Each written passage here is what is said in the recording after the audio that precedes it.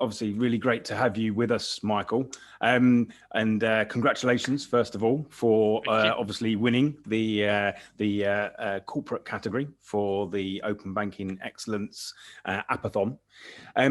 Perhaps just give us a little bit of a sort of an overview of how you sort of first heard about the Appathon and what sort of attracted you to getting involved.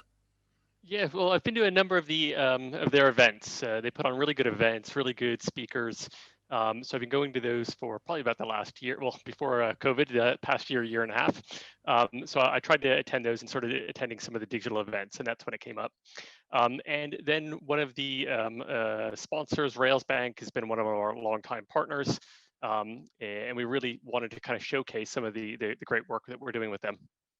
Excellent. And obviously the whole sort of process of an Appathon being in COVID and being sort of virtual, how did that sort of feel to you? Was it's obviously a bit of a different experience to what we were normally used to, but how did that sort of work? Yeah, it was a bit fun pulling together. It was one of our kind of newest products, which was when we did the Appathon was kind of still at the concept stage, so we kind of developed it out a lot quicker to get it ready for that. And with COVID, our team is kind of spread across Europe for the most part, actually more than that. So our designer who was helping on it was in Madrid. Our CTO came in to help, who's based in Switzerland, and then some of our team down in Kenya was helping as well. Fantastic. And what would you say was the most sort of worthwhile thing about being involved in the group with obviously all the other collaboration partners, Finastra, Yolk Technology Services, and obviously Railsbank that you always work with? What was the thing that sort of dragged you into it? Yeah, well, I think a few things. So I think they did a really good job pulling together the API deep dives. So like I said, we're familiar with Railsbank, but we didn't know the other partners. Going to those events, seeing what they're doing. They all reached out and did follow-up calls, so learned a lot more about their services. Actually realized they've got really good potential for partnerships, and I think we'll be exploring those options. Interestingly, and sort of just touching a little bit on what Tokyo sort of does, and so give us a little bit of a background of the current offering and what you actually had to develop for this particular Appathon. Yeah, so we're a fintech SaaS platform. So we allow any business to kind of rapidly launch new financial services, new financial service propositions. They can customize, configure that, deploy white label online solutions and apps. And we have a marketplace of underlying providers. And like I said, one of those is Railsbank. With this, what we really were looking at is moving beyond what has been traditionally kind of banking services for us. So we do digital onboarding, accounts, payments, cards, and really looking at lending. So we are building out lending services. And with this one, we're looking at invoice financing. We've just launched a supplier financing product. And we've got a large pipeline of these financing products. So what it really let us do was use the kind of the excitement of the Appathon to get the team focused on building out something a little bit more innovative and creative that we hadn't had a chance to do yet. And it's been really good. Yeah, interesting. Do you think sort of, as you said, obviously you use the sort of the excitement and everything to sort of get things going a little bit quicker. Do you think having the team involved in the Appathon enabled you to get that product developed and to market, or will get it to market quicker as a result?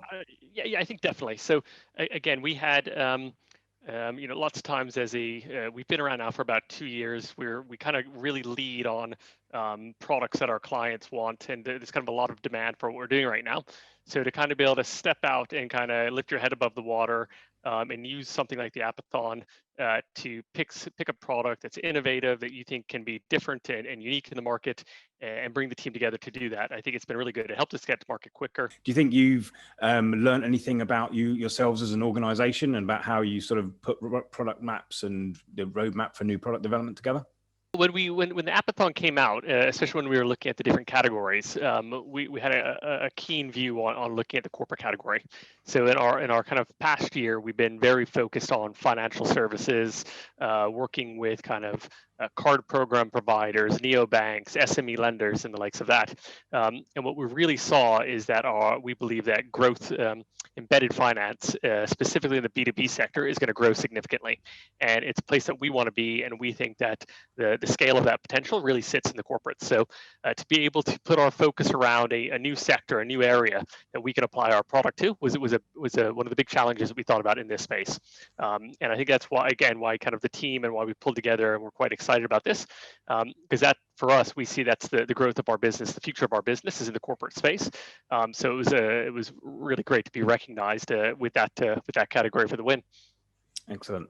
And I guess, obviously, as you're sort of talking about sort of future developments and moving forward with things, very difficult to predict what the next products will be. But, do you think there is another set of new products on the horizon based on this that will be within that corporate category again?